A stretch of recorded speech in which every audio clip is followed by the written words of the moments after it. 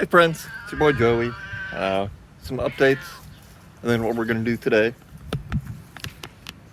I got a 7-pin adapter because I found out with this truck being converted to 7-pin, the wiring is kind of goofy. We'll see. This is still not right, but whatever. I do have to wire it up properly, but when I get that wired up properly, I'll be able to get all these lights wired up properly. And then that will work properly. And the reverse lights will be on there. And let me tell you, those reverse lights are bright. Makes me happy. And then it did have some little loopy things, and I'll just self-tapper screw it in there. And I'll be pretty happy with it. And then eventually, probably more towards the fall, cut that out, cut those 2 bars out, and cut that side out. But today, we're gonna talk about this. Where did the box go? Right here. So the motor mount broke the rest of the way. This one's still good. So we come over here.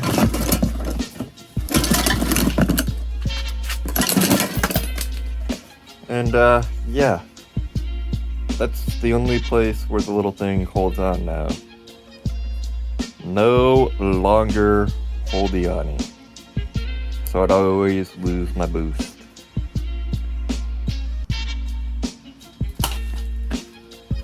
Hold on a minute here. Alright, we're back. Don't mind the boys. They're out, they're being annoying. Anyways, so I probably should have taken the intake out now that I'm looking at it. But this motor goes up like 6 inches now. It's really only when you're in reverse, but when you're bouncing around the dunes, it kind of flops around too. That's what the ratchet strap is doing, holding it down. We're gonna chain it down, I think.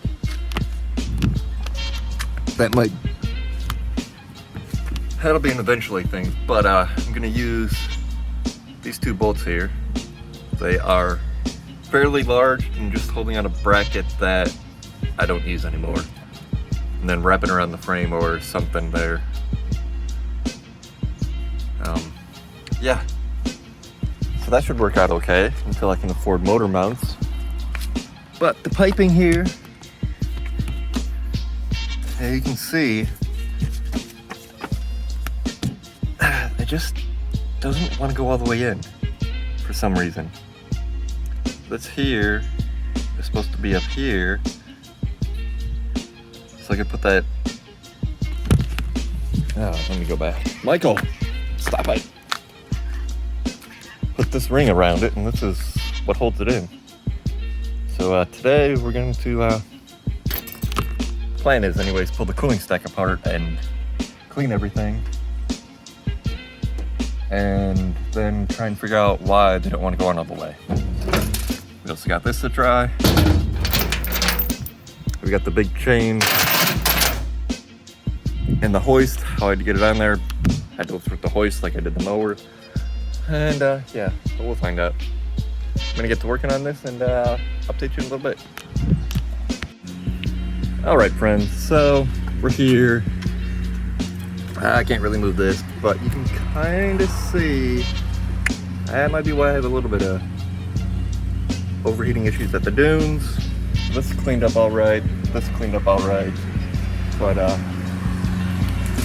come over here, and you'll notice this is about even with the body line right there. I'm not going to record lifting it up, but we're chained up and ready to go. So I'm going to get that lifted up after I go to the bathroom. I'll show you how much this thing moves now. And now you can see how high that is. That really close to the hood. And you can see how that just popped off, so yeah, that's one of the things we're working on today. It looks like somebody grinded this down a little bit already. Oh well, I'll get in there. We'll figure it out. Okay, I'm not sure what to do, but this is too soon. It needs to be back here because this butts right up against this and does not go down any further. If you watch, it sits, and you get it in the right spot, right there, it sits real nice, but you can't lock it in because here's where the thing goes and that's what it's supposed to go into. So yeah, I'm not sure what to do. I guess I'll email the company and see what they say. Oh, here's the intercooler. You can see this is pretty darn dirty, but this, and I've knocked a bunch off already. Look how gross this is. That's the radiator. All right, you can see I kind of got things back in. The intercooler is a real pain in the butt to get out and in without taking the radiator. But you can see this still doesn't want to go on right. I'm probably gonna see if my dad's shop can modify them for me eventually, but right now,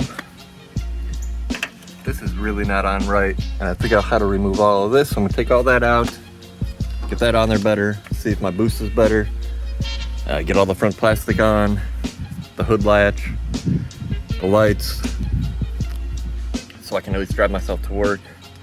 Yeah, at least like 10 pounds of mud and crap out of here.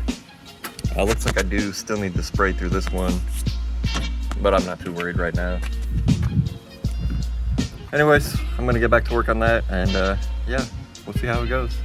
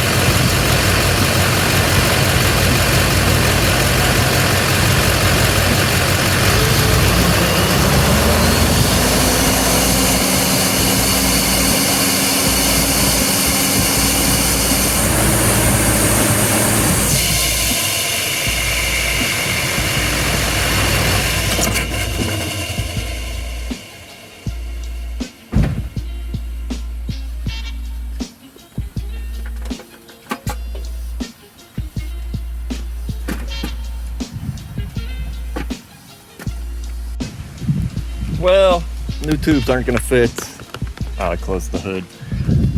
I did put one of the O-rings from it on here because the one tube was missing. I can't get it on all the way. So I'm gonna find some help, somebody stronger. And the top one does have the one loop, snap ring, whatever, in. And when I chain this down, which I won't be doing today, should be pretty good. I'll probably do it sometime this week since I won't be off-roading for a little while. Should be okay. When I reverse, I don't reverse very hardcore or anything. But anyways, I'm gonna end this video here. I'm frustrated, angry. I'm gonna see if I can return that or modify it. I don't know, but whatever. Maybe I'll see if I can get one of these. Ugh, gross. Anyways, peace out. Don't party too hard. Bye.